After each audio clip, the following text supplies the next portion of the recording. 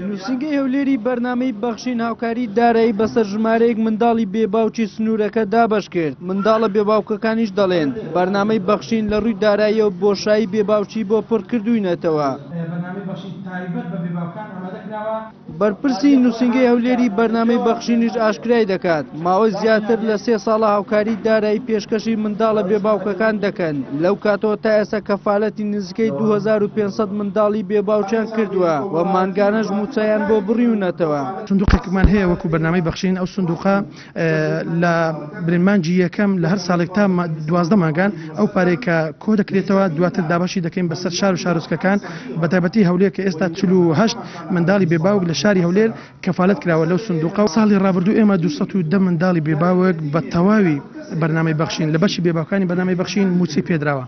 210 منداڵی بێباوک ئەم سارەکە زیادی کردووە بۆ 200 زیاتر لە 230 منداڵی بێباوک کەفالەت دەکرێتن. بەنیازن ئینشاءالله کە ئێستا لە سلێمانی ئەنجامان داوە بۆ کۆمەڵێک لەو دایکە بەڕێزانە خولێکمان بۆ کردینەوە وەکو خولی خەیاتی کە دوای ئەم خولەکە تەواو بوو مەچینەکەیان پێدەدێتن بۆ خۆیان لە ماڵەوە بتوانن سەرچاوەی بژی ژیان خۆیان دابین بکەن.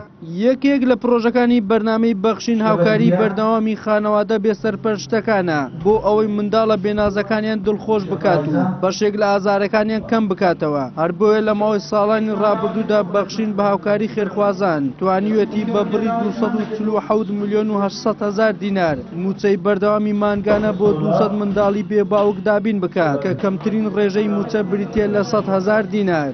زۆر مەمنونیانە خوا خێریان بنووسیا ڕەبیکە یارمەتی منداڵی هەتیو دەدەن زۆر پێویستیان بۆ یارمەتیەیە زۆریش پێویستیان پێێتی کەمەش پێویستیمان پێ کەسمانی یارمەتیمان بداتن. خۆشی لە کارمەندی بەخشین دەکەین بەرنامەی بەخشین کە یارمەتی بێباوکان دەدەن ئیشەڵڵا هەر سەر دەکەون لە بەرنامە بەخشینەیە. سەردانی ئەو مارەهێتیمانە دەکەن خێریان بنووسی خوا پاداشی خێریان بداتەوە لە دیێنە لە قیامەت. مەمنونم پێیان خوا خێریان بنووسی زۆر منداڵەکانیش کەیفیان پێدێت. لەلایەن خۆمە و داکە هەتیوانە دەستخۆشی کەناڵ بەخشینەکەین بۆ یارمەتی ئەو منالە بێباوکانە ئەدا ئیشەڵڵا خوا خێر و خێرخافانان و فێن نمونەیان زۆرە بە لە کۆمەلگامان.